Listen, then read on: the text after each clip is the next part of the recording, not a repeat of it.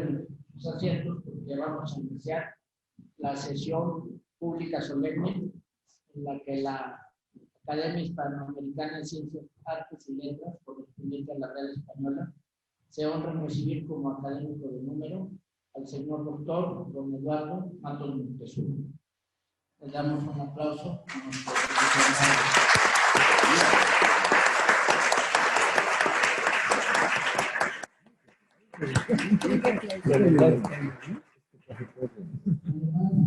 una personalidad tan connotada. Nos da muchísimo gusto que en los días previos a su ingreso haya sido notificado el otorgamiento de ese gran premio español Princesa de Asturias, que honra mucho al país, a la intelectualidad mexicana y, por supuesto, al mismo doctor Matos Moctezuma.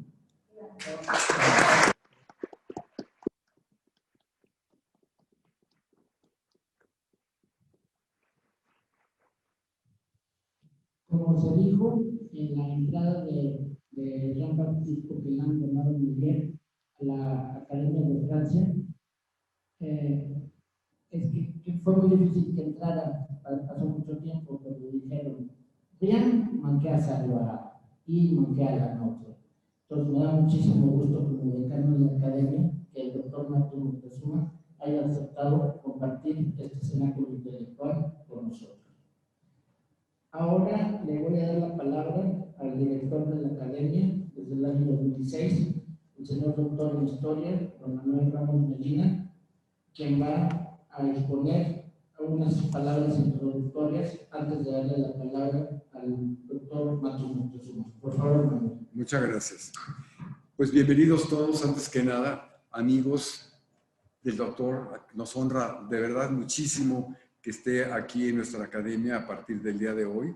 Nos honra enormemente, Eduardo, que hayas aceptado. Y pues nadie mejor que tú para estar en esta academia. Esperamos contar contigo en todas las sesiones que tenemos, que es una mensual.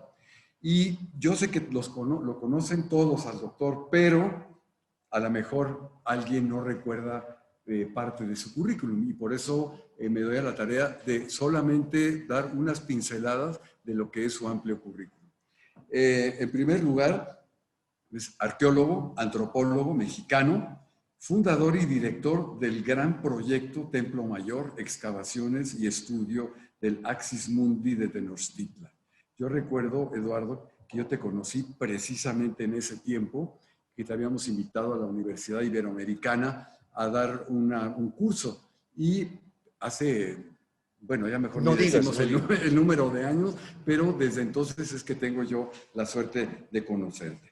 Y por otro lado, también el Premio Nacional de Arte y Literatura, individuo del Colegio Nacional, y pues de la Academia Mexicana de la Lengua, de la Academia Mexicana de la Historia, Palmas Académicas de Francia, y ahí me quedo porque la cantidad de libros, artículos, tanto en México como en el extranjero, pues obviamente ha difundido su obra, pero también la historia de México. Y eso es muy importante porque este premio es un premio, desde luego que para el doctor, pero es un premio también para México. Y yo creo que en ese sentido nos debemos sentir muy orgullosos de este premio que España le concede en estos días, creo que es en agosto, ¿verdad? En octubre. Así que pues muchas felicidades por esta representación de México ante el extranjero y particularmente con España, ¿sí? Bueno, pues yo nada más darle la bienvenida. Vamos a escuchar, después de que Salvador presente la historia de la academia, vamos a escuchar su texto de ingreso aquí a la academia. Así que muchas gracias por estar con nosotros y te cedemos la palabra entonces, por favor, Salvador. Gracias, muy amable. Es esta una academia de corte clásico. Su modelo deriva de la Academia Francesa, fundada en 1635, y de la Real Academia Española, fundada en el siglo XVIII.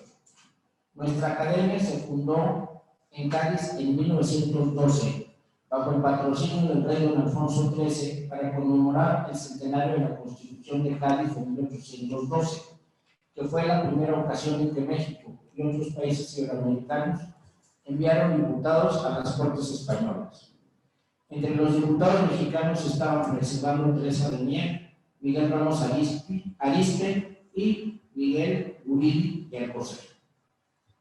Desde su establecimiento ingresaron a esta academia numerosas personalidades, entre ellas dos presidentes de México, el Venustiano Carranza y el general Álvaro Obregón. En España, entre sus directores estuvo el destacado escritor don José María Pemán. En México, entre los académicos, intelectuales de las ciencias, las artes y las letras que han estado con nosotros, contamos al licenciado Antonio Fernández del Castillo, presidente de la Academia Nacional de Geografía e Historia; Miguel L. Muñoz, presidente de la Academia Mexicana de Estudios Numismáticos; doctor en Filosofía, José Luis Uriel Belfield; arquitecto Nicolás Mariscal Barroso; licenciado José Miguel Quintana, secretario de la Academia Mexicana de la Lengua.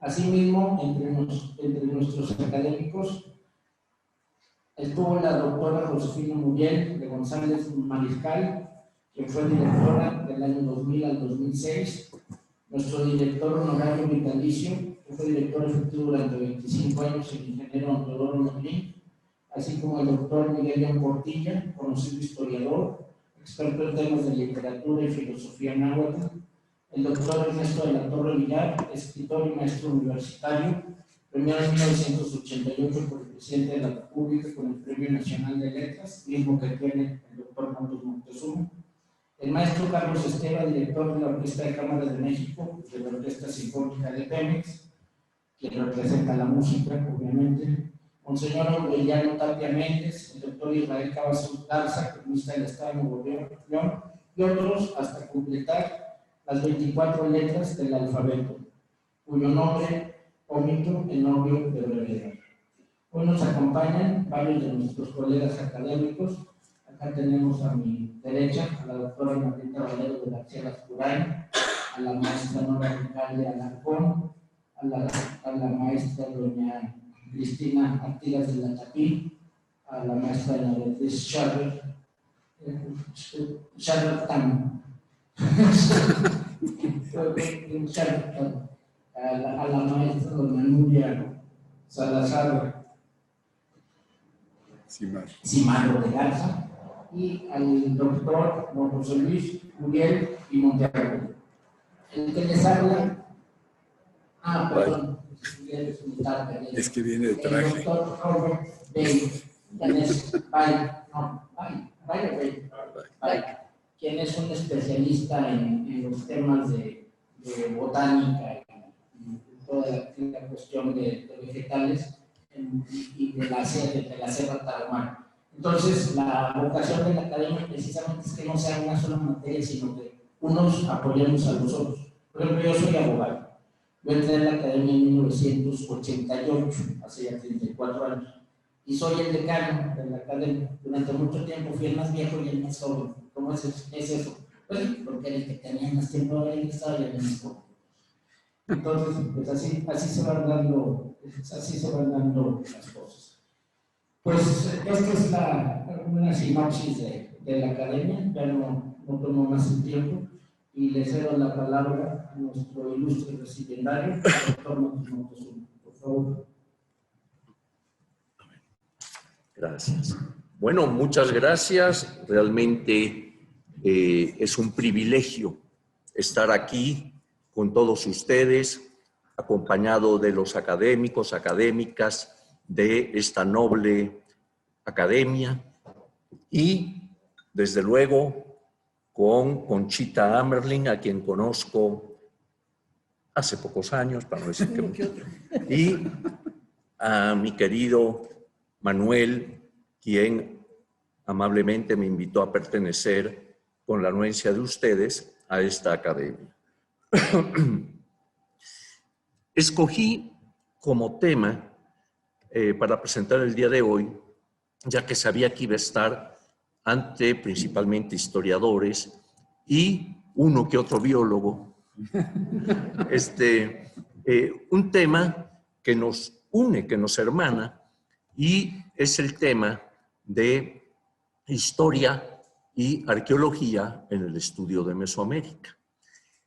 Sucede que los arqueólogos que nos dedicamos a la arqueología del momento cercano al contacto con los españoles, tenemos que acudir a dos ramas del conocimiento: a las fuentes escritas, siglo XVI, XVII, en fin, y a la arqueología, cosa que no ocurre con mis colegas arqueólogos que se dedican a épocas mucho más tempranas, a lo que llaman prehistoria, al clásico inclusive, porque en ese momento no existía documentación escrita y en ocasiones ni siquiera pictográfica. Entonces, en cambio, los que nos dedicamos ya a ese momento del contacto, es obligatorio que tengamos que acudir a esos dos elementos que nos nutren de una información muy valiosa. Entonces, hoy, como digo, escogí ese tema y, pues, sin mayor preámbulo, comenzamos esta charla, en la cual diré que precisamente dentro de esas crónicas, dentro de esos documentos, esas fuentes escritas, tenemos fundamentalmente 4 tipos de cronistas que nos nutren de una información muy valiosa. Tenemos aquel grupo de soldados cronistas, ¿no? Que perseguían sus propios fines. Entre ellos, pues, contamos con las cartas de relación de don Hernán Cortés. Aquí tenemos una imagen. Y también con notados cronistas como Bernal Díaz del Castillo, que lo conocen muy bien todos y han visto, han leído en él una información realmente valiosa para el conocimiento, sobre todo de toda la empresa conquistadora, ¿no? También hay otros, está Bernardino Vázquez de Tapia, está Andrés de Tapia, en fin, soldados que en muchos casos buscaban también lograr ciertas prebendas, ciertos privilegios a través de sus propias hazañas a favor de la corona. Entonces, ellos pues tenían esta misión y además contamos con todo ese grupo de cronistas frailes, evangelizadores, los cuales, a ver si esto funciona, pues no funciona. ¿Cómo hago para pasar la siguiente? Ahí viene Rubén. Rubén, querido, asísteme, que ya no, para poderla pasar aquí, mira. A ver. Dale cuerda, dale cuerda. Ahí viene, ahí está. Bueno, contamos con ese también nutrido grupo de cronistas frailes. Ellos perseguían, obviamente, otras intenciones y es así como tenemos una gama pues amplia de ellos, y entre los que destaca de una manera, yo diría, privilegiada, Fray Bernardino de Sahagún, con sus 12 libros, en fin, todo lo que nos ha legado y que es fuente de información obligada, sobre todo para poder conocer y penetrar en el mundo mexica. Entonces, pues a él se debe, y aquí ven ustedes precisamente el prólogo de su obra, en donde, por cierto, nos advierte algo muy interesante. Dice que él escribe esta obra para que sus hermanos, los demás frailes, ¿verdad?, conozcan bien, conozcan profundamente toda una serie de costumbres, ceremonias, vida cotidiana, etcétera, del grupo recién conquistado, los mexicas, ¿no? Y dice él que esto es para que no sean llevados a engaño por los indígenas, sino que deben conocerlos muy bien para que no vayan a ser actos idolátricos, ¿verdad? Aparentando que están haciendo actos cristianos. Entonces, él advierte en ese prólogo que él escribe sus 12 libros para dotar de esa información que realmente es impresionante, a través además del Códice Florentino y todo esto, sobre la vida diaria, la vida, como decía, las costumbres, la religión, los dioses, las ceremonias, en fin.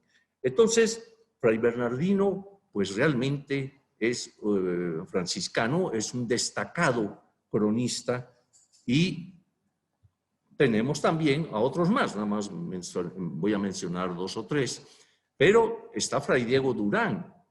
Fray Diego Durán, que también nos da su historia de los indios de la Nueva España, y en ella pues nos trata también de toda esa historia precisamente, nos va relatando qué era este grupo mexica, cómo se va conformando, cómo va a peregrinar desde un lugar de origen, quiénes fueron sus gobernantes, las hazañas, los diferentes actos que estos gobernantes llevan a cabo. En fin, también es de una riqueza muy, muy grande. Y tenemos también, claro, a otros más, ¿no? A Fray Juan de Torquemada, etcétera, etcétera. Pero de la zona maya contamos con esta obra de Fray Diego de Landa, de la relación de las cosas de Yucatán, que es muy importante porque Fray Diego tiene y nos da en su escrito inclusive dibujos de sitios arqueológicos, ¿no? En los que los detalla, los pinta, pero algo muy importante, nos da glifos mayas. Diríamos que desde esa perspectiva es un pionero de los estudios que ya después, muchos siglos después, se van a llevar a cabo acerca de la escritura maya, ¿no? Y siguiendo adelante tenemos, claro, este otro grupo de cronistas civiles, cronistas que, como Fernando Alvarado Tesosomo, que nos dan también una información substanciosa principalmente sobre los mexicas, ¿no? Y hay muchos más en distintas áreas, ¿no? Diego Muñoz Camargo para Tlaxcala, en fin, ¿no? Y tenemos también a los de origen indígena, bueno, como el mismo Tesosomo que acabamos de observar. Entonces, todo eso da un corpus maravilloso realmente para poder penetrar en mucho del pensamiento indígena. Damos un salto y llegamos precisamente a finales del siglo XVII.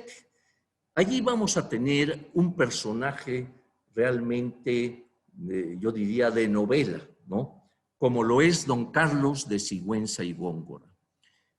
Don Carlos era contemporáneo de Sor Juana, amigo de ella, y va a ser un hombre de una inquietud enorme, va a jugar un papel importante cuando se incendia aquel edificio del ayuntamiento y él entra y salva documentos arriesgando su vida, ¿verdad?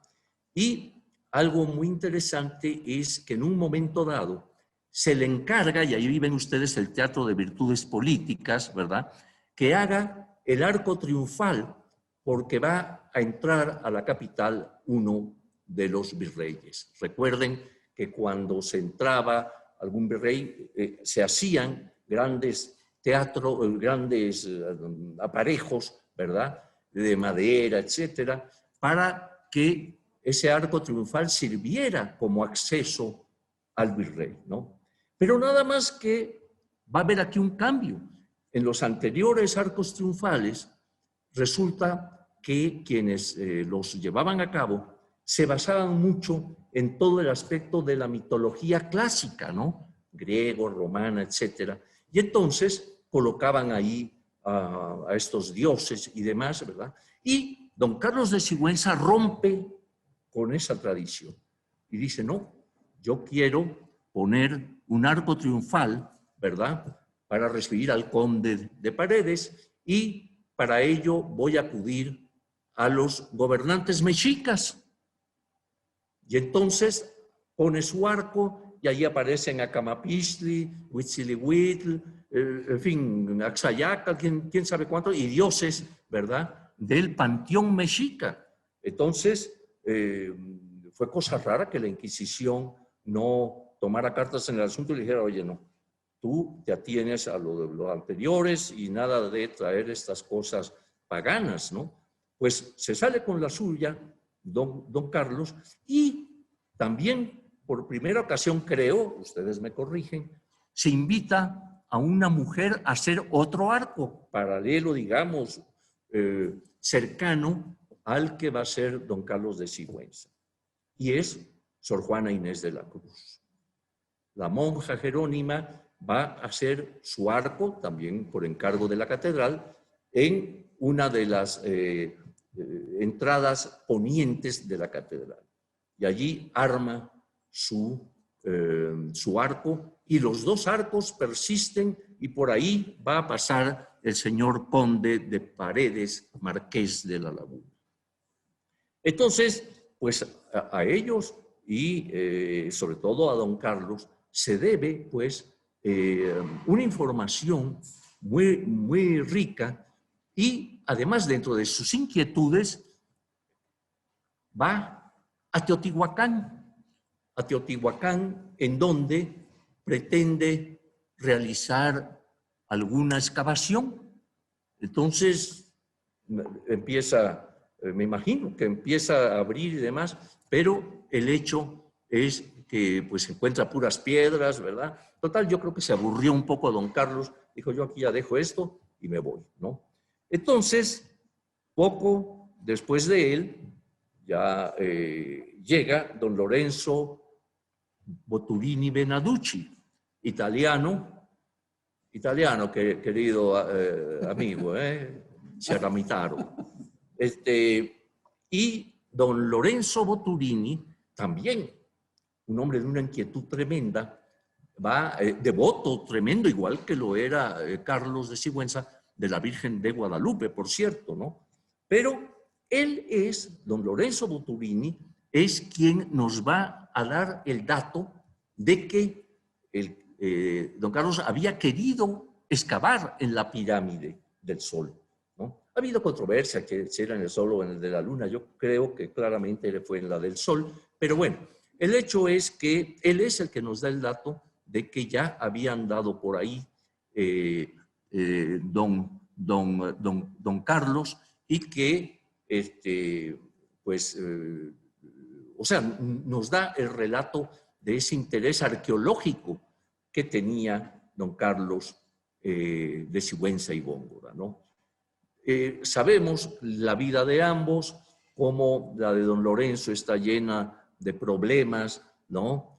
Finalmente va a parar a la cárcel, en fin, es una vida también apasionante y pues no exenta de, le incautan su museo indiano, en fin, muchas vicisitudes que va a padecer don Lorenzo Boturini. Damos otro salto y llegamos al siglo XVIII también, en donde vamos a tener aquella orden que da Carlos III de España, en la cual va a expulsar a los jesuitas de todas las posiciones españolas en 1767. Y entonces, pues en México no va a ser la excepción, los jesuitas tienen que embarcarse y parten hacia Italia. Allá llegan a Roma, a Bolonia también, en fin. El hecho es que aquí en la conexión con la arqueología se va a dar de una manera muy interesante, porque vamos a ver cómo por aquel entonces España está siendo atacada por varios pensadores, filósofos europeos enemigos de España. ¿no? Ingleses, etcétera, holandeses y demás. Y ahí está De Pauw, por ejemplo, que escribe cosas terribles contra lo que es la Nueva España, América en general, etcétera. El conde de Buffon también ya ha contribuido previamente a eso. Reynal, por otro lado, en fin, son varios que están con sus escritos viendo y comentando que en América los hombres y los animales inclusive son inferiores, en pocas palabras, a los europeos y demás. Entonces, don Francisco Javier Clavijero, uno de los jesuitas expulsos, para contrarrestar ese ataque, se decide escribir su Historia Antica de México. Él escribe esta historia antigua, tenía un nombre más largo, en el siglo XVIII se usaba mucho unos títulos larguísimos para las portadas de los libros, pero ahora ya nada más es Historia Antigua de México. Entonces, él escribe y en una de las disertaciones que él trae por ahí, pone, ahora sí que del asco a De Pauw, sobre todo, ¿no? Y inclusive dice que como un albañal, imagínense, ¿verdad? Son las cosas que ha dicho este hombre, ¿no? Y él escribe para contrarrestar esas ideas negativas que están divulgándose en Europa. Y en esa Historia Antigua de México vemos que va acompañada de dibujos, ustedes ven algunos ahí, ¿verdad? Algunos exagerados, ese templo mayor que ven, pues no era así, pero bueno, tenía algunas aproximaciones. Pero él se va a encargar de, precisamente, de dar otra idea, es decir, no es cierto eso que están diciendo estos señores. En América, y más concretamente en la Nueva España, tenemos, y empieza ahí a enumerar sobre todo la historia de los mexicas, etcétera, etcétera, ¿no? Y tenemos otro, perdón, porque creo que había una previa, ahí está, ¿no? Pues no está. Bueno, no, es que viene un poquito después. Es el caso del padre Márquez, pero ahorita viene. Para eso aquí, en la Nueva España, don Antonio Alzate va a crear su Gaceta de México, en la cual nos daba una información muy rica de diferentes tópicos, etcétera, ¿verdad? Pero entre ellos nos da lo referente al hallazgo del Tajín. Ustedes lo ven ahí. El 12 de julio de 1785 sale una nota de Manuel Antonio Valdés, ¿verdad?, en donde está hablando precisamente de la pirámide de los nichos del Tajín, ¿no?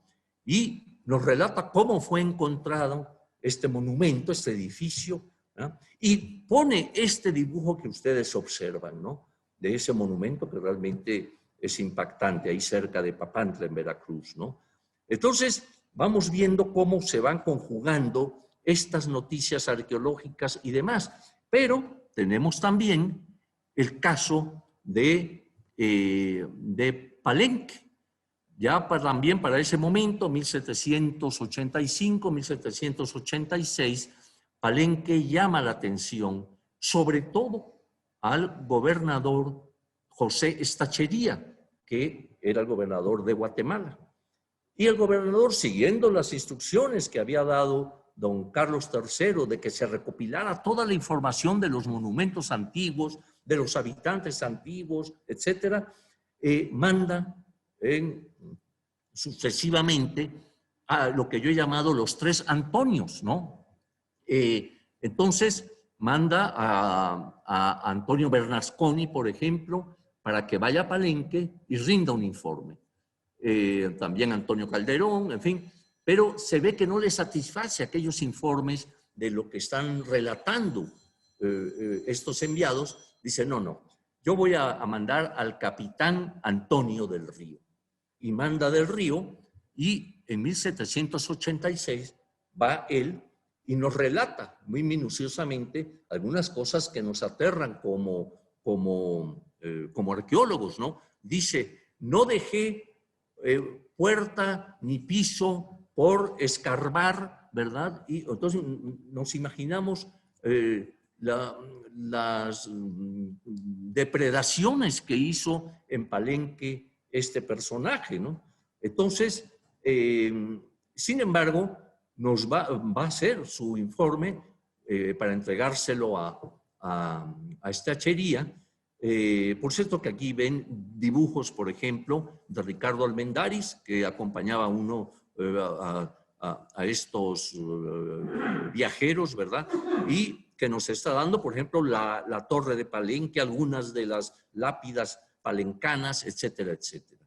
Entonces, esta hachería se ve que ya queda satisfecho con aquel informe y lo remite a España, ¿no? Ahora van a ver también lo que ocurre con eso. Pero también en esos momentos tenemos que don José Antonio Alzate, aquel de la Gaceta de México y también la de literatura, va a escribir un suplemento sobre Xochicalco.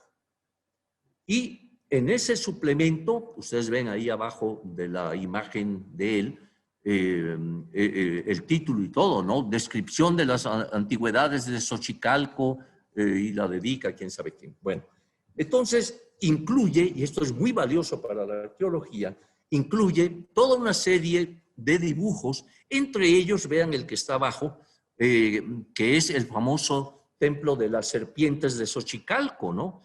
Tal como se encontraba en el siglo XVIII, ¿no? Entonces son documentos que van acompañados de estos informes con láminas, etcétera, que para la historia de la arqueología son muy, muy importantes, ¿no? Entonces, aquí ya aparece otra vez Pedro José Márquez, jesuita también, expulso en Italia, ¿verdad? Y él se basa en los hallazgos que se refieren a Tajín y a Xochicalco, y va a publicar ese libro que ustedes ven ahí, ¿no? No me atrevo a leerlo en italiano porque me van aquí a llamar la atención, pero es traducido, es dos antiguos monumentos de la arquitectura mexicana, ¿no? Y entonces refiere a Tajín y Xochicalco. Lo publica a principios ya del siglo XIX allá en Italia, y pues es un documento además muy, muy valioso el que nos proporciona el padre Márquez, ¿no? Aquí vamos también a trasladarnos ahora a la Nueva España. Resulta que hacia 1790, muy cercano a todas estas fechas que hemos estado viendo, resulta que el segundo conde de Revilla Gigedo ordena que se hagan trabajos de emparejamiento en la Plaza Mayor de México.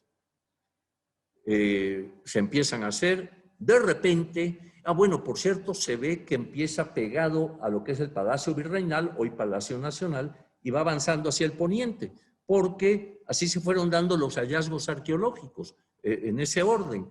Entonces, resulta que el 13 de agosto de 1790 encuentra a la Coatlicue. Ahí la tienen ustedes, ¿verdad? Esta obra monumental, y nos relata precisamente, pues ya en este caso, don Antonio de León y Gama, un sabio del siglo XVIII, que, sobre este hallazgo, ¿no? Descripción histórica y cronológica de las dos piedras halladas en la Plaza Mayor de México en el año... y nos da, pues, no solo la descripción, sino el estudio de lo que significan a su juicio estos monumentos, porque después del 13 de agosto, el 17 de diciembre del mismo año de 90, va a aparecer la Piedra del Sol, mal llamado calendario azteca. Ahí la tienen también, ¿no?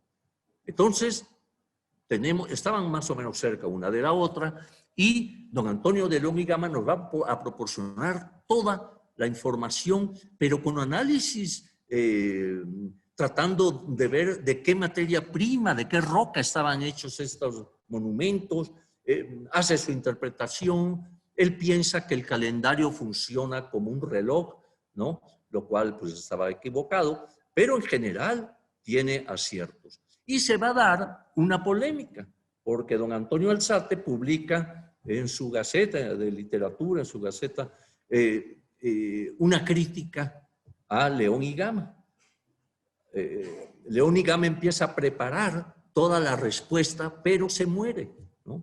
Entonces, finalmente, van a ver qué es lo que ocurre. Muere y va a pasar algún tiempo hasta que se va a reunir esa información de León y Gama y se va a publicar la segunda edición de esa descripción histórica y cronológica. Ya por órdenes, ya México Independiente, ya por órdenes de Lucas Alamán y Carlos María de Bustamante, que tiene un enorme interés en que se publique, se lo comunica el que dije antes, ¿cómo se llama?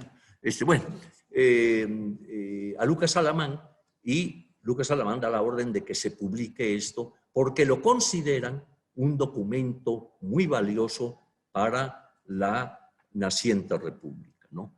Entonces, pues, se da esto. Recuerden que un año después de 1790, en 91, va a aparecer otro gran monolito, que es la llamada Piedra de Tizoc, ¿no? Hacia 1803 tenemos la presencia de Alejandro de Humboldt.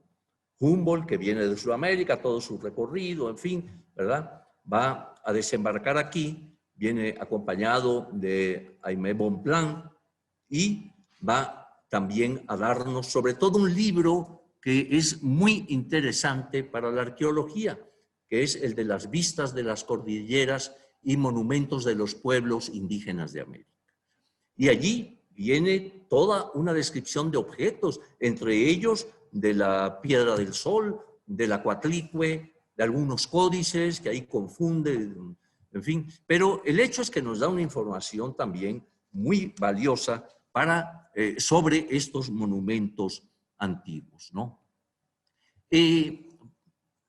Vamos a estar ya también en el momento en que México finalmente va a alcanzar su independencia, pero vemos cómo en 1822 sale a la luz precisamente el informe del capitán del Río, aquel que había mandado estachería y demás, ¿verdad?, a España, este documento, pero aparece en Inglaterra, quién sabe qué pasó, pero aparece en Inglaterra y resulta que quien va a darse cuenta de la existencia de este documento es ese señor que ven ahí, ¿no? Jean-Frédéric Maximilien Conde de Waldeck, ¿no? Era un artista, ¿no? Por cierto que era muy longevo, murió a los 100 y pico de años, y ¿saben cómo murió? En las calles de París, por voltear a ver a una bella dama, pasa una carretera y lo mata al viejito. Bueno, entonces, ahí vemos, era un gran artista y vemos algunos de los dibujos de Uxmal, de otros lugares, ¿no? De la pirámide del adivino, en fin, ¿no? Y tiene muchos más, pero Frédéric Waldeck radica en Inglaterra y le entregan un manuscrito. Y ese manuscrito es el informe del Río. Entonces, él lo manda a traducir al inglés. Obviamente está en español. Lo manda a traducir al inglés, se publica allá y entonces se empieza a dar a conocer Palenque a través de aquel informe. Esto despierta el interés de dos viajeros que son importantísimos para la arqueología por varias razones. Son precisamente Stephens y Catherwood. Catherwood era un artista también soberbio, realmente de una gran calidad, ¿no? Ahí lo tienen arriba. Se supone que el que está abajo también, el de arriba es Stephens y abajo aparece Catherwood. Ahí están algunos de los dibujos que ellos hacen, pero esto va a ocurrir hacia 1834, ya el México independiente, pero también son portadores de la fotografía. O sea, van a traer como aporte la fotografía y empiezan a tomar fotografías, imagínense, con aparatos rudimentísimos, ¿verdad? Pero en Mérida, por ejemplo, de las mestizas y todo esto, y de los monumentos arqueológicos. Entonces, vamos a ver cómo hay documentación de fotografías de la época y que en ocasiones se repintaban encima, ¿no? Entonces, pues ellos dos van a ser portadores de esta técnica que después va a ser fundamental para la arqueología y pues tenemos esta presencia sobre todo en la zona maya de ellos dos, ¿no? Otro va a ser Charney, Desiré Charney, que ahí lo ven medio desnudo por el calor. Hace unos recorridos impresionantes por todo Mesoamérica, ¿no? Y va cargando, entre otras cosas, ahora sí que su mochila con las cámaras de fotografía, que eran unas cajas de este tamaño, ¿verdad? Los líquidos para poder imprimir el papel, todo esto, ¿no? Y allí a la derecha ven algunas fotos que Charney tomó. Ahí adivinan ustedes a Mitla, por ejemplo, y abajo otro sitio arqueológico. A Charney también se deben varios libros que nos ilustran sobre todos estos recorridos. Está en Teotihuacán, está en la zona de Oaxaca, está en la zona maya, en fin, ¿no? Y así llegamos, ya cerca de finales del 19, en donde tenemos a Auguste Le Plongeon y a Liz Dixon, su esposa. No sé qué tanto padecería la pobre de Alice, porque Le Plongeon, algunos dicen que estaba medio Lucas, otros lo defienden, dicen que no. Pero el hecho es que también él vaya a traer la fotografía como una técnica aplicada a la arqueología. Entonces, ustedes ven allí fotos de él, y él es el que encuentra el chacmol. Allí abajo ven esta fotografía del chacmol, que es una de las figuras emblemáticas. Pero no solo eso, al lado de chacmol, en la fotografía de abajo, a la izquierda, ven ustedes una doble fotografía. Fíjense, ya desde esa época, o sea, estoy hablando 1887, por ahí, cuando llegan ellos, está tomando una doble fotografía para dar relieve, ¿no? Eso ¿se acuerdan cuando íbamos al cine y nos ponían unas gafitas verde y roja para ver relieve? Eso ya lo está haciendo desde finales del siglo XIX Auguste Le Plongeon. Tienen unos escritos, pero son unos escritos tan fantasiosos que francamente no aportan mucho a la arqueología, ¿no? Y aquí tenemos una mujer excepcional. Esa señora que ven montada en un caballo es Adele Breton. Adela Breton es inglesa, es pintora y es fotógrafa. Entonces andaba en ese caballo que ven ahí, hasta se ha dado el nombre, no me acuerdo cómo se llamaba el caballo, ¿verdad? Y siempre estaba acompañada por este mozo que la ayudaba en todo y que era un michoacano de apellido Solorio. Y este hombre va a acompañar a doña Adela, nada más que doña Adela recorre desde Michoacán hasta la zona maya, un calor tremendo, ataviada como la están viendo. Me imagino los calores que tendría, pero en fin, y ahí va cargando también su cámara, va cargando sus pinturas, y allí a la derecha ven algunas de las pinturas, sobre todo el Tajín, el tan renombrado Tajín, allí lo observan, hecho por ella. Realmente su colección sobre todo se encuentra en Bristol, en Inglaterra, ¿no? Pero realmente es una mujer excepcional con todo lo que va haciendo, lo que va recabando y demás, ¿no? Damos un salto, empezamos ya el siglo XX y allí tenemos a don Leopoldo Batres, que es este señor, ahí está joven, era lancero de Juárez, luego pues ya pertenece o apoya al gobierno de don Porfirio Díaz, y allí lo vemos ya muy porfiriano, con su chistera, en fin, y él va a hacer trabajos muy significativos para la arqueología. Él se le ocurre a don Porfirio celebrar el centenario de la independencia de México, o sea, 1910. Entonces, desde 5 años antes empiezan los preparativos, ¿no? de eso que va a ser una gran celebración, y le encomiendan a don Leopoldo que haga excavaciones en Teotihuacán. Don Leopoldo, que ya conocía y había excavado en Teotihuacán, pues empieza a trabajar en la pirámide del Sol, ¿no? Va pues a aportar, escribe cosas y demás, pero hace una reconstrucción fallida. Déjame mi agua. Una reconstrucción fallida de la pirámide del Sol. Esa pirámide que ustedes ven ahora como con 5 cuerpos tenía 4 nada más. Entonces, pero pues don Leopoldo le aumentó uno más.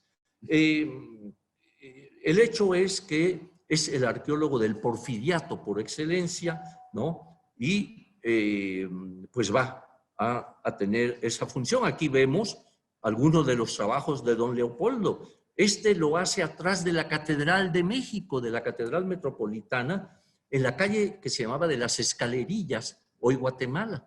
Y allí encuentra toda una serie de hallazgos que nos va dando el reporte día a día. Apareció tal cosa, apareció esto otro.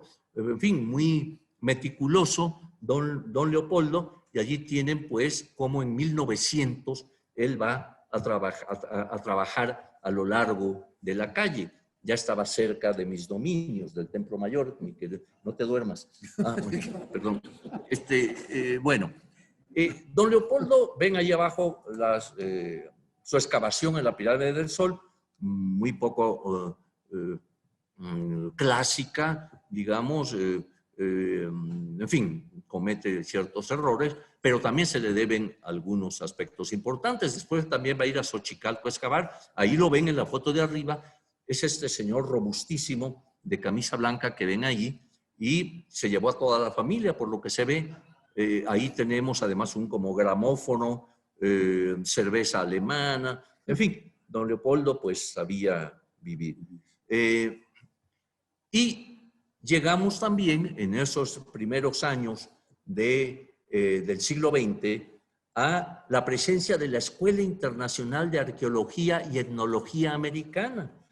Esta escuela empieza a hablarse para que se funde y demás durante el gobierno de Porfirio Díaz. Don Porfirio todavía inaugura la apertura de clases de la escuela en 1911, antes de que se tenga que ir ya a Europa, ¿verdad? Y esta escuela internacional estaba patrocinada por los gobiernos de Prusia, de Francia, de México, obviamente, y 3 universidades norteamericanas, que eran Columbia, Harvard y Pensilvania. Entonces, se acordó que los directores fueran cada año de cada uno de esos países o de esas universidades que encabezara por un año la dirección de la escuela. Entonces, el primero va a ser don Edward Seller, este personaje que es un sabio, conocedor profundo de la religión mexica, y ahí lo vemos con estas luengas barbas. Y en la foto de la derecha arriba ven ustedes a Seller sentado abajo, en medio, es el que está, es más, es el que alcanza tapetito. Le ponen un tapetito abajo, no sé por qué, quizá por jerarquía, pero está ahí. Y por ahí aparece Batres, por cierto. Y abajo ven ustedes alumnos de la Escuela Internacional que están haciendo sus prácticas. Entre ellos, bueno, ahí vemos a Seller, que era el que los comandaba, digamos, en sus prácticas. Vemos una mujer que es ni más ni menos que doña Isabel Ramírez Castañeda. Hablaba el náhuatl de Milpa Alta, mi querido Natalio. Y ella, pues, también va a estar como alumna. Y hay un alumno también que es don Manuel Gamio. Don Manuel Gamio va a ser alumno de la Escuela Internacional de Arqueología y Etnología Americana. Y con él realmente va a comenzar ya la arqueología, digamos, pues más rigurosa, más académica, etcétera, ¿no? Ahí lo tienen. Y él, ya como producto ya de la Revolución, hacia 1917, es llamado por Pastor Roa Pastor Roa era el secretario o ministro, no me acuerdo cómo les llamaban, de la Secretaría de Agricultura y Fomento. Pero la revolución tenía mucho interés en ese aspecto agrario, ¿no? Y Pastor Roa era uno de los que había hecho en los años previos un documento, digamos, agrario en pro del campesino, etcétera, etcétera. Entonces lo ponen al frente de esto y Gamio va a ser llamado por Pastor Roa para que sea encargado de la dirección de antropología. Se crea una dirección de antropología y Manuel Gamio va a escoger trabajar en el Valle de Teotihuacán. Para eso es el primero que hace un trabajo integral. Llama a que colaboren con él a geógrafos, arquitectos, etcétera, etcétera, ¿no? Una serie de especialistas para que vean en ese Valle de Teotihuacán desde el mundo prehispánico, el colonial y el moderno, o sea, de su época, ¿no? Y hace toda una serie de mejoras y de cosas en el lugar, una verdadera antropología aplicada, ¿no? Entonces, don Manuel en 1917, va pues a instaurar esta dirección de antropología y bajo ese auspicio va a hacerse la población del Valle de Teotihuacán.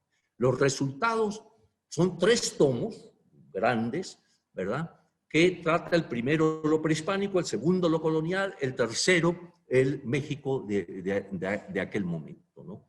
Entonces, fíjense una cosa, son publicados por la Secretaría de Agricultura y Fomento en 1922. Es decir, que en este año estamos celebrando los 100 años de la publicación de la población del Valle de Teotihuacán. Y para llevarlo a cabo, y como su nombre lo implica, él toma 2 categorías fundamentales para su estudio, la población y el territorio. O sea, entonces, la población del Valle de Teotihuacán, de esa región, ¿no? Entonces, Gamio va, pues como decimos, a invitar a una serie de gentes. ¿Saben quién colabora con él?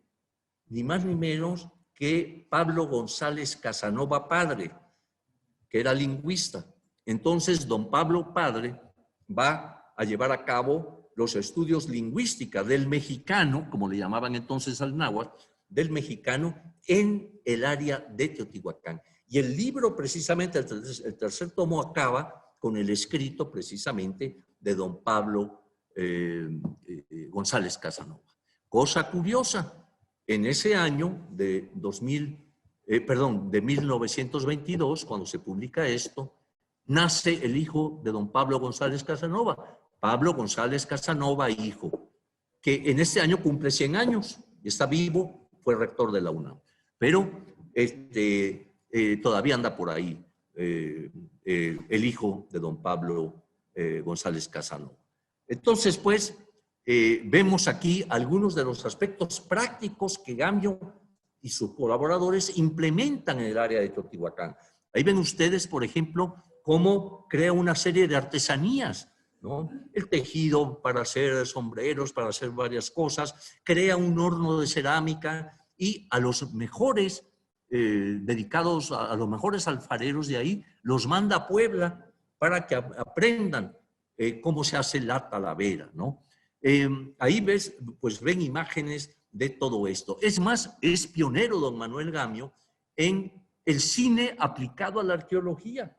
Don Aurelio de los Reyes, que muchos de ustedes conocen, y dedicado precisamente al cine, a la historia del cine, dice en un libro dedicado a Manuel Gamio que es el pionero del cine aplicado a la arqueología y nos da ahí una información sobre el tema, ¿no? Ahora seguimos pues y vemos ya por aquí algunos destacados estudiosos de aquella época, ¿no? Enrique Juan Palacios, Wilfrido Dussolier, en Veracruz, como andaban entonces a caballo, ahora los antropólogos, y no me negará esto mi jefe Diego Prieto, pues ahora ya andan en limusina. Bueno, no tanto, ¿no? Pero bueno, Pero ya el caballo, pues muy rara vez van a usarlo, ¿no? Ya me pasé. Bueno, ya ahorita acabamos, ¿eh? Y desde luego que ya pleno siglo XX, mediados del siglo XX, vamos a tener unas presencias importantísimas para la arqueología. Es el caso de Gordon Childe, que lo ven ahí, es un arqueólogo australiano, y que hacia los años 50 nos va a dar libros reconstruyendo el pasado, etcétera, etcétera, que realmente son de un valor excepcional para nosotros.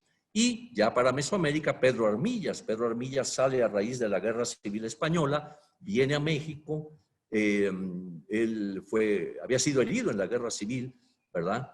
Y llega aquí a México y ahí lo vemos con uno de los aparatos, ese aparatito que él tiene enfrente es un aparato para la fotografía aérea, para poder ver los pares fotográficos y demás, ¿no? Jorge Acosta, bueno, todos ellos yo ya los conocí, yo muy joven, bueno, no digo años, Jorge Acosta, ahí lo vemos, es el que descubre Tula, y lo vemos ahí con uno de los atlantes, algunos de los hallazgos y demás. Alguien que muchos de ustedes conocen, don Pablo Martínez del Río. Y aquí vemos la conjunción del historiador y el arqueólogo. Don Pablo Martínez del Río se va a basar mucho en Robert Barlow, que lo vemos allá abajo, joven historiador norteamericano, que es el que le va a sugerir a don Pablo que excave en Tlatelolco. Ahí ven una imagen de Tlatelolco más reciente, ¿no? En donde quien ahora con gran celo lleva a cabo los estudios ahí es mi querido Salvador Guillem, que por allí se encuentra, que es celoso guardián, que no se le acerquen por ahí. Bueno, el hecho es que nos van a dar Tlatelolco a través de los siglos o de los tiempos, algo así. Es un libro realmente excepcional porque también colaboran muchos investigadores. Ignacio Marquina, que también muchos de ustedes conocen, escribe un libro clásico para la arqueología, Su arquitectura prehispánica. Marquina es colaborador de Gamio en 1917, 18, etcétera, en Teotihuacán. Nada más que le encomiendan hacer el levantamiento de la parte colonial de las iglesias y conventos coloniales del área. Entonces, don Ignacio va a hacer esto y pues a él se debe este libro que realmente para la arqueología es fundamental. Llegamos al proyecto Templo Mayor, como ven ya vamos a acabar. El proyecto, bueno, yo no podía dejar fuera el proyecto Templo Mayor, ¿no? Aquí vemos esta vista con esta presencia de este monumento que para el mexica, su templo mayor, significaba el centro del universo, ¿no? Simbólicamente, por él se podía subir a los niveles celestes, bajar al inframundo, y de él partían los 4 rumbos universales, ¿no? Allí vemos esa figura que provocó el comienzo del proyecto, que es la diosa lunar Coyolxauhqui, y abajo ven cómo estuvo pintada a través de un minucioso estudio que se hizo en los poros de la piedra para poder ver los colores con que estaba pintada. También otro hallazgo ahí fue en 2006, el de Tlaltecutli, esta escultura que tiene cerca de 4 metros por lado, imagínense.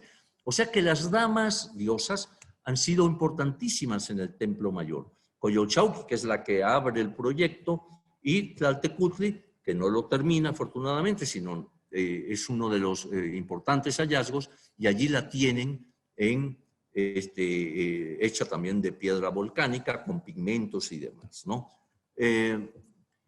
Después tenemos arqueólogos destacadísimos, don Eduardo Noguera, César Sáenz en Xochicalco, tenemos también a García Payón, a don Pepe, que trabajó en Malinalco y en Calixtlahuaca, pero que se dedicó sobre todo a Veracruz, ¿no? Allí él tuvo su labor arqueológica principalmente. Y ya mucho más moderno, pues ustedes conocen a Ferdinand Braudel, todo su aporte, ¿no? La larga duración, todas estas cosas, y culmino ya con esta imagen, en donde ven ustedes ahí a figuras muy, muy conocidas como es mi queridísima Beatriz de la Fuente, ¿verdad? Por aquí anda Teri Uriarte, que es su discípula, Beatriz, que preparó todo el corpus mesoamericano de pintura y demás, ¿no? Entonces, historiadora del arte. Johanna Broda, historiadora dedicada al mundo mesoamericano. David Carrasco, estudioso historiador de las religiones, ¿verdad? Elizabeth Boom, que también se ha dedicado mucho a los códices y demás, y mi entrañable y muy querido Miguel León Portilla, ¿no? Y con esto, pues yo culmino y quiero, sí, dar también la presencia de los historiadores, sobre todo, además de dos biólogos que andan por ahí, de estos historiadores destacados que forman parte de esta corporación, de esta Academia Hispanoamericana. Entonces, con esto culmino y pues les agradezco mucho su atención. Muchas gracias.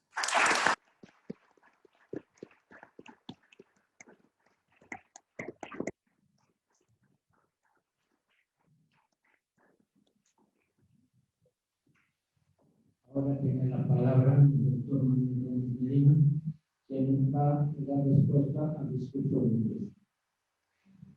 Bueno, normalmente cuando se da respuesta a un discurso, yo le decía a Eduardo, ¿me pasas tu texto? Me dijo, no, yo no leo.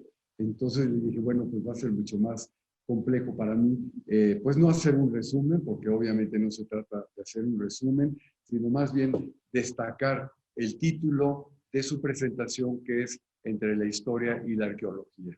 Sin la historia no hay arqueología, ¿o me equivoco? No, al revés. Al revés.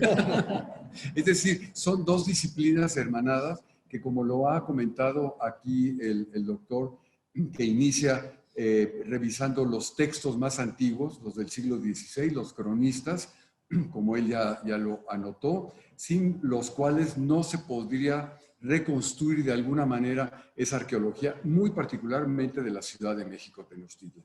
Esta revisión que nos ha dado hasta el siglo XX inclusive, pues nos muestra el interés que se ha dado en el estudio de Mesoamérica y sobre todo los trabajos arqueológicos, que es fundamental para la reconstrucción de la historia del pasado, pero también un acercamiento del presente por el interés que se tiene a ese mundo antiguo.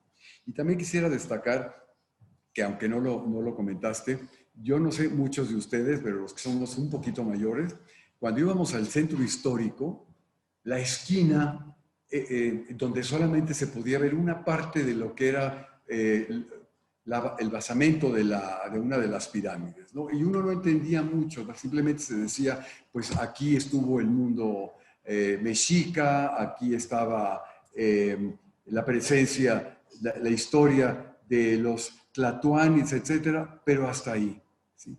Y pasados los años, y gracias a las excavaciones de la que el doctor fue responsable hacia los años finales de los años 70, ¿verdad?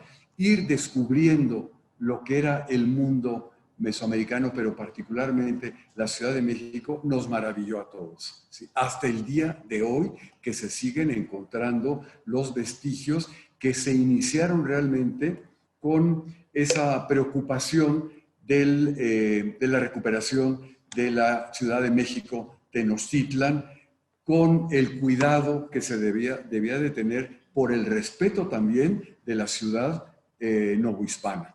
¿Sí? Porque yo recuerdo, sobre todo cuando nos dio una clase Johanna Broda, que la citas aquí, una mujer entregada, austriaca, ¿sí? Entregada totalmente a su labor de la recuperación como, no arqueóloga, es más bien antropóloga, ¿verdad? Pero que el mundo antiguo la fascinó y nos llevó a varios lugares y demás. Y cuando nos daba clases, por ahí surgió alguien y dijo, bueno, ya es hora de tirar la catedral y todo para descubrir lo que es el mundo antiguo. Y yo decía, pues imposible, ¿no? Tan nuestro es el mundo antiguo como tan nuestro es el novohispano. Y yo creo que la revisión que ha hecho aquí el doctor de esa preocupación por ese rescate arqueológico, ciertamente es la historia de México, de la cual estaremos muy orgullosos. Y repito, tanto del mundo prehispánico como de la etapa virreinal y no se diga también del decimonónico. Y aunque creo que en el periódico salió hoy en la mañana una anécdota que a mí me había contado aquí el doctor, de cuando vinieron los reyes de España en los principios de los 80 fue, ¿no? Sí. Y que, pues, obviamente la visita obligada en aquel momento era para conocer las excavaciones del Templo Mayor. Y entonces comentaba el doctor acerca de la matanza que hubo, sobre todo el 13 de agosto de 1521, el enfrentamiento de tlaxcaltecas con los españoles, que eran los que llevaban, en aquel tiempo se pensaba que eran los que habían realmente hecho la conquista. Hoy no, hoy se sabe que fueron los indios, particularmente los tlaxcaltecas. Y entonces el rey, cuando escuchaba hablar de los españoles, que la masacre, etcétera, etcétera, entonces aquí Eduardo lo veía como muy incómodo al rey, de decir, bueno, es que aquí estamos, aquí está el representante de España, el rey. Y entonces Eduardo le dijo, pero no se preocupe, su majestad, no fueron los Borbones, fueron los Habsburgo los que hicieron, los Austrias los que hicieron todo este desmane, ¿sí? Cosa que le dio en primer lugar mucho gusto al rey, y como que de alguna manera lo sacó de su preocupación, ¿no? Bueno, una de las anécdotas, de las tantas anécdotas que hay del templo Mayor, que nos sigue fascinando porque siguen los descubrimientos, pero lo que abrió la puerta para estas excavaciones fue precisamente obra tuya, obra del Templo Mayor, ¿no? Y eso yo creo que es lo que más se te reconoce, en el sentido de que fue un proceso, como tú has dicho, un proceso de equipo, sin lugar a dudas, un equipo que tuvo tu apoyo y sobre todo tu interés por el rescate de este mundo prehispánico, que hoy por hoy es uno de los grandes atractivos turísticos de la Ciudad de México, ¿sí? Nuestro centro histórico es un centro único en el mundo, no cabe duda. Y cuando creemos un poco en lo sobrenatural, cuando uno va al centro histórico, uno empieza a sentir cosas, ¿sí? No hay de otra, porque están los gritos ahí, es la fiesta, etcétera. No se diga cuando están los famosos, pues no sé cómo llamarles, estos chamanes o curanderos, etcétera, que hacen las limpias, que cada día vemos que son muy efectivas. Y quien no lo haya hecho, vaya, por favor, porque obviamente esto parte también de este proyecto del mundo de Tenochtitlan, porque antes no había nada de esto en la Ciudad de México, ¿sí? Hoy hay cantidad de... Bueno, mucha gente va más que nada por los descubrimientos que se han hecho, los grandes descubrimientos, a veces con cierto temor, cuando uno entra, por ejemplo, al museo y ve a esa figura entre la vida y la muerte, ¿cómo se llama? El Mictlantecutli, ¿sí? Que sobre todo cuando vienen extranjeros se aterran y dicen, pero ¿qué es esto? ¿No? Bueno, en fin, esto es un poco como para comentar lo que el doctor ha dicho y sobre todo, pues su labor que hoy más que nunca se reconoce internacionalmente, nacionalmente.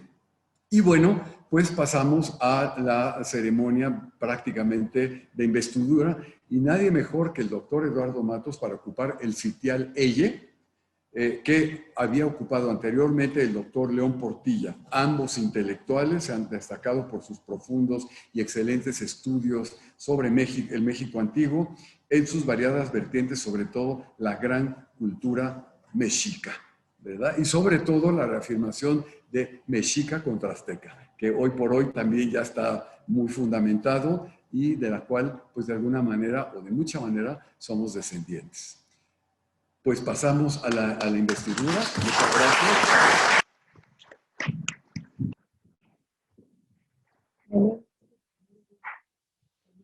A ver. Vemos pues que Eduardo Matos Moctezuma ingresa a esta academia por méritos propios, aunque debo advertirle que no es para que se duermen sus laureles, sino para participar en un taller de trabajo. Pues así como nos consta que ha cultivado la ciencia, las artes y las letras, deberá continuar haciéndolo y aplicar la divisa de nuestra corporación, aquella que aparece grabada en nuestra bandera, en la cual el genio Ariel, con una antorcha, derrama estrellas sobre el mundo, y alrededor de ello aparece la inscripción Ciencia Nobis Lux. La ciencia es la luz del mundo. Enhorabuena, Eduardo, que entras a esta academia para ayudar a que así sea. Bienvenido.